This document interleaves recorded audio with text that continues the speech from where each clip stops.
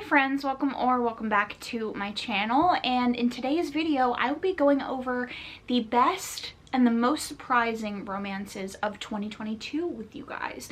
So I actually decided to combine the two. This is probably going to be a pretty long video, so I hope you enjoy it, but quite honestly, I was looking at my list for my worst and disappointing reads, and I didn't really want to talk about them. Like, I just didn't have any desire to, you know, expound upon the reasons that I didn't like them, and there wasn't a lot on the list that I wanted to like get into. So I decided that I was going to combine my best and my most surprising, and then my worst and my disappointing ones.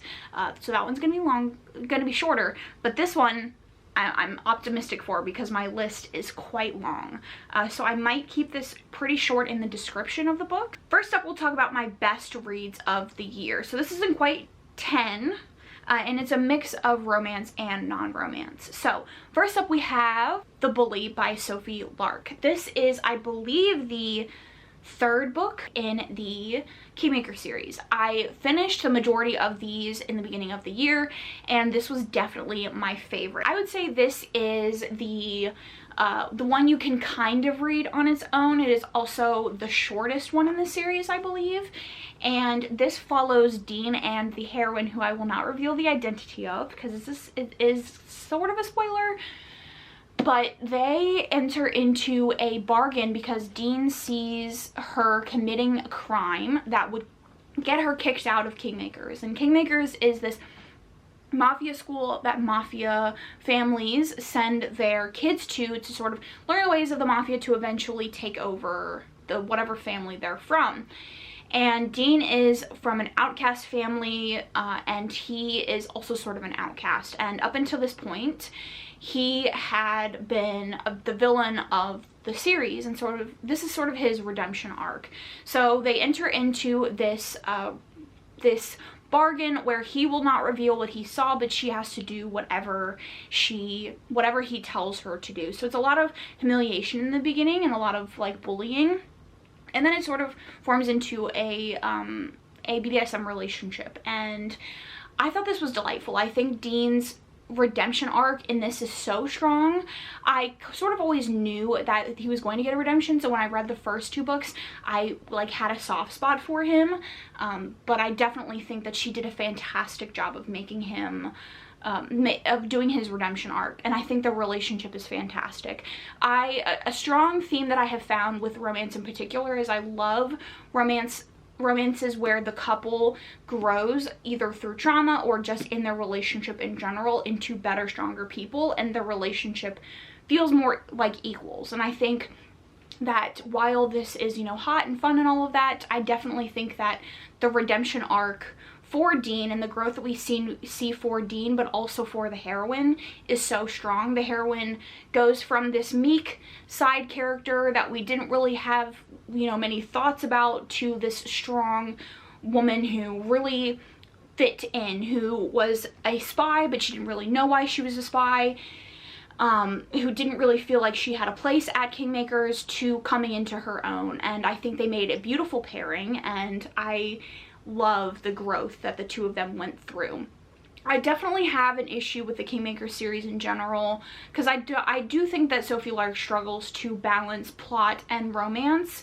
I definitely found that to be the case in the Brutal Birthright series, less so in this series just because the books are quite long. This one is over 450 pages, but this is the shortest one in the series. So she has a little bit more time with some of them to focus on the romance and the plot.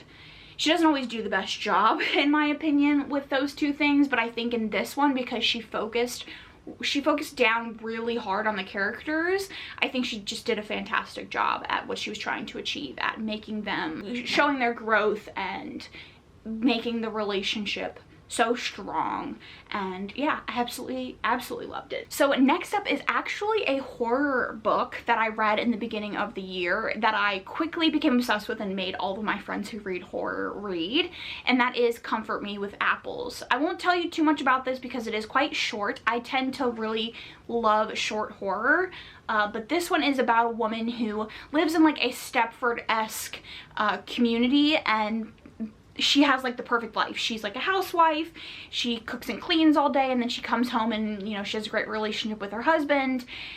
But the one rule is that she can't go into her basement, and then she does, and things just start going absolutely bonkers. And something that I absolutely love about horror is when seemingly everything in the world is normal for the characters, but you as a reader are experiencing a level of like apprehension and creepiness, but the characters are acting as if everything is normal. And that is like the quintessential theme of this book. If you are into short horror where you just feel like something is wrong and you can't quite figure out what's going on, with an absolutely wild ending, I would definitely recommend this one. It's easily my favorite horror book of all time. Love it so much, and it just gives you all of those like horrifying feelings, so really great. But again, it's short, so I can't really get too much into it. So next up is Sea of Ruin by Pam Godwin. This is a dark historical romance, and it is about Bennett, who is a lady pirate. She runs her own pirate crew, and in the beginning of the book her husband shows up, and we don't quite know what happened between them, but all we know is that she detests him and she takes him prisoner, and then she ends up getting taken prisoner by a pirate hunter, and the story is a fight to reunite everybody together. And again, this is something that Pam Godwin is really fantastic at. She's so good at writing an immersive story, but also making characters with believable trauma and reactions to trauma work through those things together and grow together in a relationship. Just every leg of this relationship is so well represented and so fleshed out, and like the end result is so believable, and I was so immersed in the story. And the relationship is beautiful. Again, the working through the trauma is a huge part of romance for me. It's something that I tend to gravitate towards. And because every part of this relationship is fleshed out and they're dealing with really hard stuff. They're dealing with a lot of hard topics, hard-hitting topics, a lot of grief and trauma and sexual trauma and betrayal and heartache and all of those things, and it just feels so real and so emotional, and you just feel connected to the story itself and also to the characters. Like, you're connected to the world, you're immersed in the world, but also to the characters. And this is a hard read. Like, there's a lot in here that can be difficult to read. There's a lot of assault and just like desperation on the part of the heroine, and it's a fantastic book, and I cannot like rave enough about it, about this one and Pam Godwin in general. She's just a master at her craft, and she's so good at writing relationships, strong, like soulmate level relationships. I really could have put Dark Notes on this list as well, but I think Sea of Ruin is my favorite by her. All right, so next up we have The Highwaymen, and a good portion of my favorite reads of the year is historical romance, and a lot of that can be chalked up to Kerrigan Byrne. In the beginning of the book, the heroine is at an orphanage. People assume that she is dead, basically, and she's left at this orphanage to just like live. Her family's abandoned her, essentially. I can't remember the particulars of that, but I believe that's the case. Her friend, who is just an orphan, and they become fast friends, and she ends up getting assaulted by one of the fathers at this orphanage, and she tells Dugan, who is the young boy, about it, and they make a plan to run away together. And in the midst of them running away, he ends up getting into a fight and killing someone, and this sends him to prison. We flash forward 10 years, And the heroine is now working for the Scotland Yard, and they have apprehended this notorious criminal in London who is running like an enterprise, and he is said to be really ruthless, and they meet each other and he immediately recognizes her. I don't think it's a spoiler to say that he is actually Dugan, that he didn't die in prison. It's fairly obvious, I think, to the reader from the beginning that's who he is.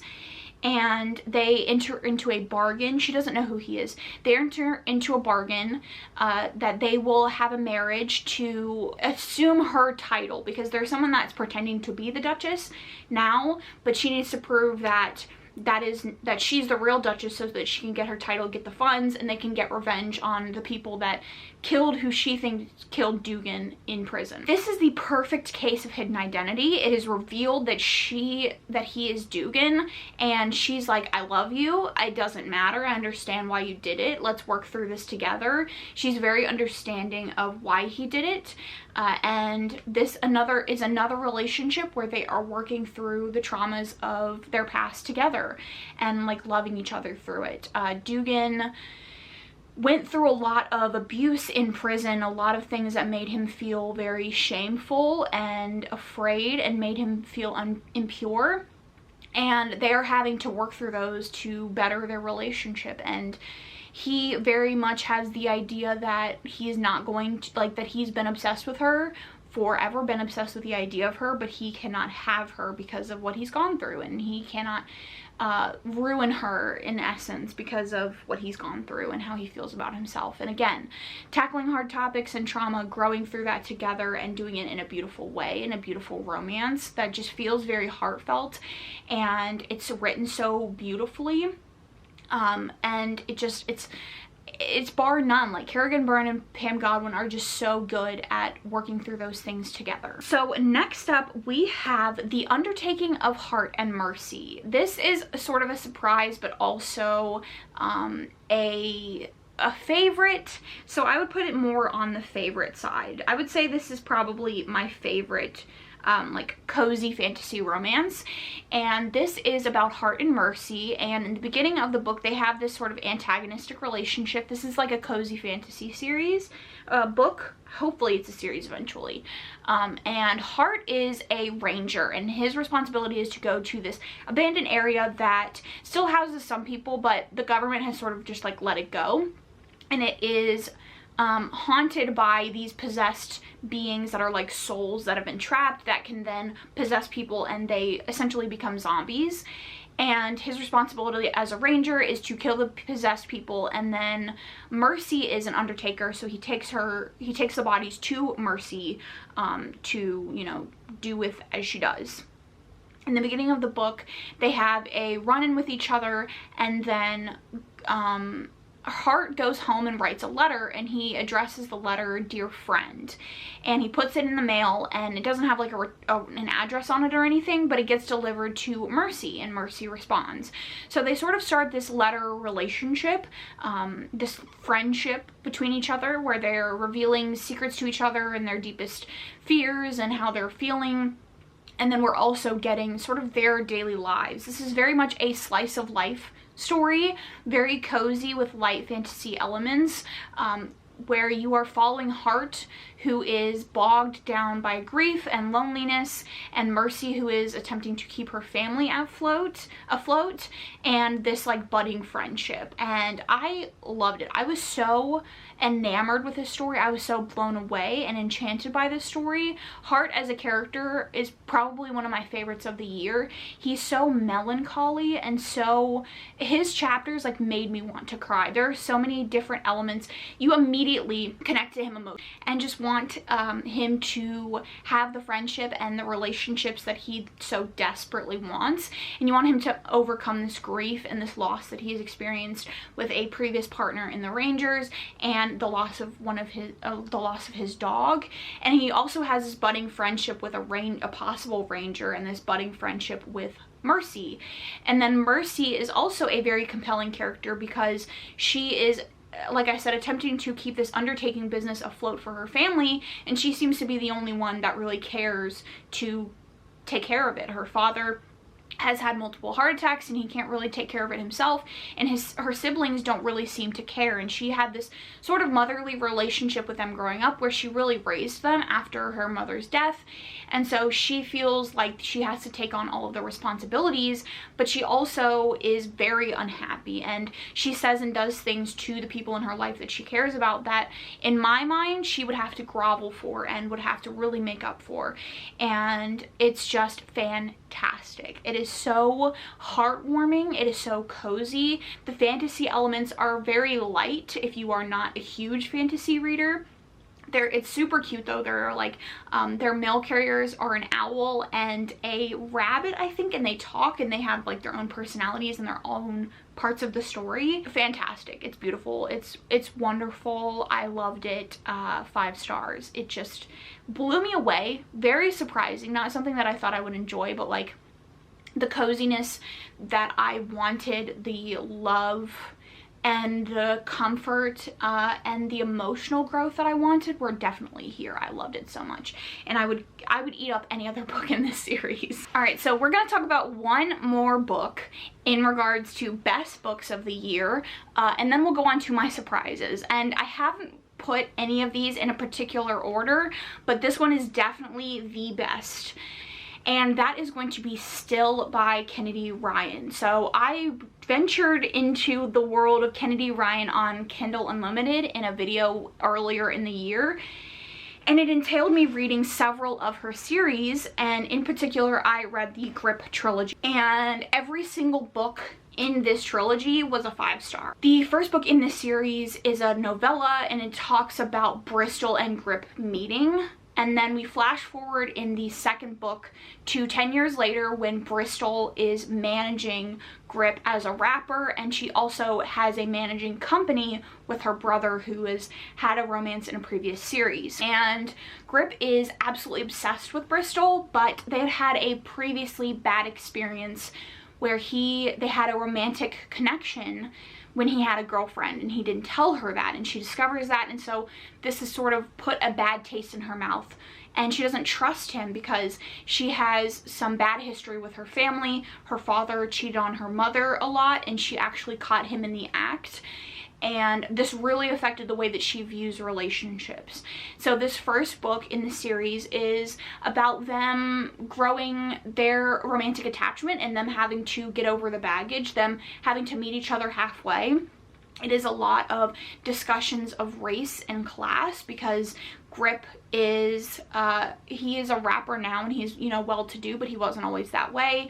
Whereas Bristol was someone that was raised by a wealthy family. Grip is black and Bristol is white. So there is a lot of conversations about the disparities and the barriers in their lives, but also in them being together in their relationship. And in the third one, they are married, and they experience a loss that is very common for married couples or just couples in general, for people in general, and they have to work through those experiences together and the hardships that couples face with this particular instance, and how they're going to come back together and how they're going to grow their love and you know, move on from this loss.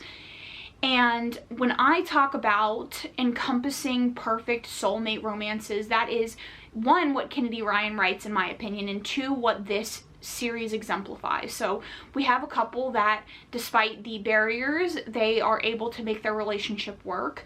The barriers are not just a societal barrier, it's personal relationships with people that don't think that they should be together, that don't think that they should work, that have issues with each other, and they are able to overcome those barriers and have these in-depth but also very compassionate conversations with each other, very understanding conversations where each partner is growing and changing and understanding the world on a different way without getting upset, or they are having these they're coming at these conversations with love and only desire to understand the person's point of view. And then once they're in the relationship, that doesn't change. They are still working together to meet each other halfway and build a forever relationship, a loving relationship. And in the last book in particular, I cried for like 80% of the book. It's the emotions that this couple goes through, that Kennedy Ryan is able to portray, and the connection that you have with these characters is unmatched. Watching them struggle through their grief and their depression and dealing with really hard emotions, and it's not even something that I had personally gone through, was just heart-wrenching. But also it ends with such hope and such love that they can overcome these barriers no matter what is thrown at them, that their relationship is something that they want for the rest of their lives and they're going to work through. It is a very human relationship. It's a very like real world, we're in this till the end, we love each other sort of relationship that is just unmatched, in my opinion. You cannot, you don't have anything better than that. You don't have anything more real, more honest, more true love than this series. And I know Kennedy Ryan is very intimidating for a lot of people because her stories tend to be very deep and very emotional, but if you can handle the triggers in here, I highly recommend. Like, if you were looking for an emotional romance that just hits all of the spots, I would definitely recommend this. It's not fun. It's not, you know, a good fun time. If that's what you're looking for, I would say avoid this, but it's truly spectacular, and it will be my favorite romance of all time as far as I can see for a long time. Enough of that. Let's get into my surprises of the year. So again, this is a good little mix of romance and non-romance. I would say these aren't necessarily favorites. They are just books that didn't go in with the highest of expectations or really any expectations, and they blew them out of the water. Maybe I had a previous bad experience with the author. Maybe I just picked it up on a whim. Maybe I didn't expect to really like it and it just completely changed my mind. So first up, we have The Companion. Now, this is a book that I picked up for a readathon somewhere along the way, and I hadn't really heard anybody talk about this book, but it was something that was on my script and I wanted to give it a shot. This is a polyamorous relationship between 3 trans characters, and in the beginning of the book, one of the heroines is struggling to find a job, and so she takes on the job of a companion. She moves into his countryside estate, and she's just there to, like, you know, take care, like, be there for him, take care of him, that kind of thing. And she starts up a relationship with him and then also his neighbor, and it's so comforting. If you are looking for something that is like The House in the Cerulean Sea, but you want it to focus on the romance, I would definitely pick this up. This is such an exploratory romance, but people who are coming to the table 100% like accepting each other and working through their hiccups along the way and trying to figure out how to make this relationship work, but with so much love and compassion and just a desire to be a safe space for each other, that this blew it out any expectation that I had, and it was definitely my favorite read of that readathon. I loved it. It was so good, so comforting, so cozy, and it just, yeah, it was such a surprise for me. All right, so next up, this could easily be on either my surprising or my favorites list, because this was really both, but I would say it was more of a surprise for me, and that is A Little Life.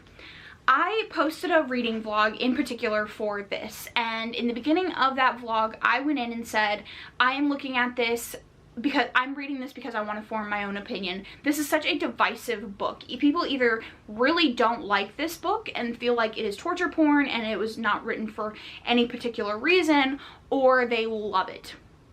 I am obviously in the love it realm.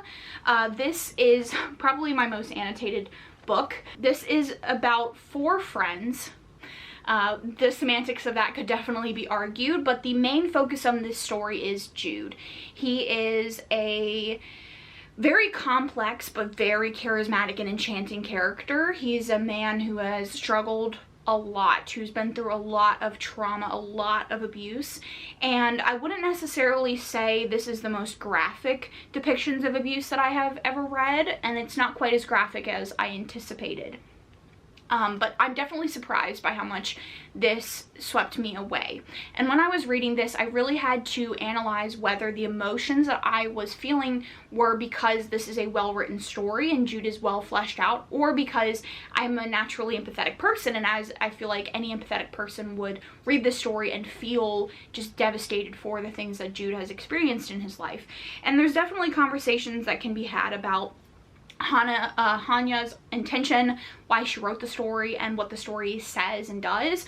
But I think the largest part of this story, and why I gave it 5 stars, is this portrays trauma so well, how it affects every single aspect of your life, how you cannot escape it, and it influences everything. And I think how you react to the story portrays to the people in your life who have experienced similar traumas how you will feel. You cannot go into the story and say, Jude, this fictional character, has experienced too much trauma for me, because what does that say about people who've experienced actual trauma like this? So I was greatly surprised by how much I loved this, how connected I felt. I think about this often, and it honestly it's fantastic. I would definitely caution against reading this if you don't know what you're getting into, but I would also say that this is not quite as graphic as everybody makes it seem. One of the things that I heard a lot of people say was like there was like 13 consecutive pages of him cutting himself, which is not true. There is a lot of self-mutilation in here, it's a lot. It's not easy to read. It is a lot. It's emotionally draining, but it's not quite as graphic as I think people make it seem, at least for me. So this was definitely a huge surprise, and it could be either on my favorites list or a surprise, but it was mostly a surprise. Okay, so next up we have The Words. This is a really long romance. It is, I think it's like 600 pages, which that is a red flag for me. I don't think any contemporary romance should be over 350 pages. The closer you get to 400 pages, I'm concerned. But this is a rock star romance, another red flag for me, past and present. And in the past, the couple, the hero and the heroine, were reluctant friends. The heroine signs up to be his tutor, and they sort of form this friendship. He is sort of like a problem child, comes from a bad upbringing, and he's always wanted to be a musician. She's also wanted to be a musician, and he ends up betraying her. And so we flash forward, I think it's 5 years, and she has just gotten out of college, and he is now part of this huge band that is like massively popular off of this song that she wrote. And she gets hired by his band manager to kind of be his sober companion, because he's constantly partying, constantly drunk, constantly high, and his antics result in the death of one of his friends. And she is hired as his companion, and they have a very tumultuous relationship. But I would say a majority of this is him like really being obsessed with her, and her fighting those feelings. It is incredibly angsty, incredibly. And I think that the way that the characters interacted with each other, the way that betrayal and hurt feelings were done was fantastic. I think that it could have been easy for the author to really rush this romance, rush their romantic feelings for each other, and getting them together really early on, and then just it being like a lot of smut, which is what we're really seeing from KU romances. And then that's not it at all. This really had a heavy emphasis on working together to get over the betrayal of each other. I do think the heroine held on to those feelings of betrayal a little too long. It was really like a conflict for the majority of the story, and I wish that we'd worked through that. But it's a lot. It's dealing also with their own like issues, his issues with alcohol and substance abuse and dependency, and also her feelings of self-confidence, and also her reaching for her dreams. And it's just it was surprising. It was good, it was surprising, and I really enjoyed it. I had not had previously good experience with this author, so that's kind of why it was a massive surprise for me that I liked it as much as it did, and it's 600 pages, but I think it's great. It overcame all of the things against it to be a great romance. Next up, we have Carnal Urges. So this is the second book in this like mafia series. I didn't love the first one because one of my least favorite things in romance is an early hookup, and the first one in the series, they were together like 30% of the way through, which just pops any tension for me. So I wasn't too confident in this one, but I went in with an open mind because I did like the author's writing. I just didn't like that aspect of the book. So in the beginning of the first one, the heroine in this one ends up getting kidnapped by the hero, and this is like a battle of wills. This is truly two people that are equals fighting against each other and fighting against their feelings for each other. There is some wonderful caretaking scenes in this, and this was just a massive surprise because I loved this, and I didn't think I would like it as much as I did. One issue that I have particularly in mafia romances where like a kidnapping plotline exists is that the heroine, or whoever is kidnapped, generally the heroine, tends to stay in the same room for the entire story, and that's boring. But this did it very, very well. Like, she stays in the same room for a good portion of the book. She like moves around and stuff, you know, outside the room, and there's other scenes, but this one in particular just did it so well because their banter back and forth and the wit between each other is so intelligent, and it was just fun, and it was sexy, and it was, you know, just great. It was great. I loved their relationship, and the hero was like obsessed with her. Okay, so next up we actually have Maybe Next Time. The reason that this is on my list is because I have liked this author's previous works, but they've always been very like 3-4 star for me. I tend to really love the chemistry between her characters, but the plot itself is generally not my thing. So this is a pretty short novella, so I'm not going to go too in depth. But it is a marriage in trouble, and the hero kidnaps the heroine, takes her to this like tropical island for them to work through their marital issues after she files for divorce. The hero, this genuinely made me laugh out loud and smile so many times. Marital issues were handled so well, and the hero was just like completely on for the heroine. I loved this. I think because it wasn't like too focused on outside plot is why I liked it so much. It was really drilled down to their relationship, but it had like the fun elements of like being kidnapped and, you know, all that kind of stuff. It was sexy, it was funny, it was swoony. I love marriage in trouble stories, I'm finding.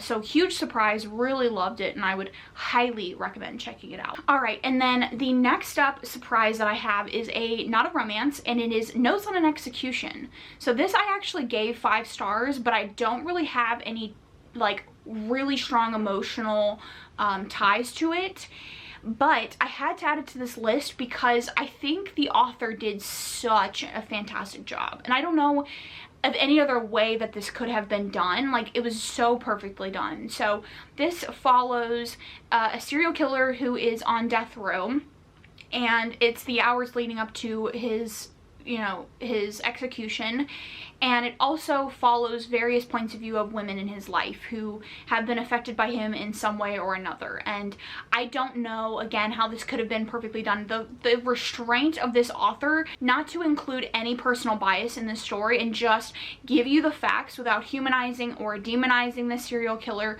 was so well done. There are so many issues tackled here.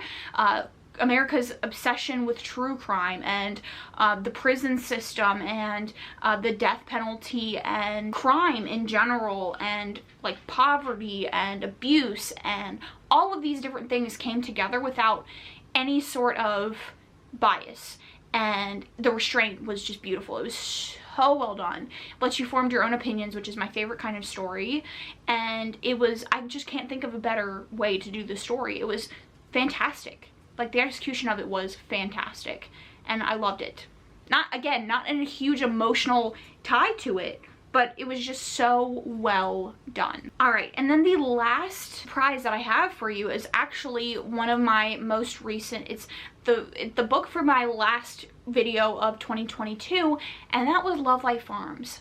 I am just as surprised as anybody else who's watched any of my videos is. I loved this. This is a small town Christmas romance about a girl who she signs up for this fundraiser with an influencer who will come to the farm and will, you know, give her a spotlight, a shout out on her social media to hopefully draw attention to her farm because her farm is struggling financially. But when she applied for this this help from this influencer, she told the influencer that she had bought this with her boyfriend, so she enlists the help of her best friend of 10 years to fake date her. And I don't have really profound feelings about this, but it was one of those romances where I read it and I was like, this is why I love romance. The relationship is so good, so good. The friendship to relationship was just tense and tension filled and steamy and beautiful. Like, it was one of those romances where, like, the slightest touch you were like, shit, sort of deal. And I do think that the heroine had to be a level of naive that was a little unbelievable to make the story work, but their relationship just fantastic. So surprising. I don't generally, again, really like these like soft small town stories, but this one blew me away. It was a huge surprise. I absolutely loved it. It was exactly the romance that I needed. I loved the atmosphere. I loved the relationship. I loved the town. I thought it was just great. So huge surprise, pleasantly surprised, and I loved it. So those are the best and most surprising romances or books that I read this year. I would love to know down in the comments your picks, what your list looks like for best and most surprising, or your thoughts on any of the books that I mentioned on this list. I'm sure I rambled on for an ungodly amount of time. If you don't have anything to say, leave a firework or star or something like that down in the comments. If you are looking for more content from me, you can check out my Instagram or my podcast Instagram. You can also check out my podcast on all your favorite streaming platforms. Thank you so much for watching, and I will catch you guys in my next one.